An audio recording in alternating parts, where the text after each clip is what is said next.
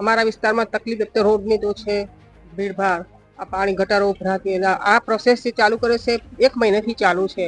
અમારા વિસ્તારમાં હનુમાન મંદિર થી બધો રસ્તો છે, ઝાડા ઉલટીને કેસ થઈ ગયા છે. આ ગટરો ખોદી છે એમાં, અને આવી રીતે સામે પણ કઈક ઢાંકી દેવાય, આવી રીતે ખુલ્લું મૂકીને આવી તો ચાલી વાળાને નહીં હોતું. છોકરાઓ ત્યાં રમતા હોય અંદર પડે તો એની પણ જવાબદારી લે સાહેબ. કયો 12-15 દિવસથી ખોદેલા તમારા ખાડા છે, એમાં ગટરનું પાણી ભરાય છે, બીમાર પડે છે લોકો, નાના બાળકો અંદર પડી જવાની બીક લાગે છે.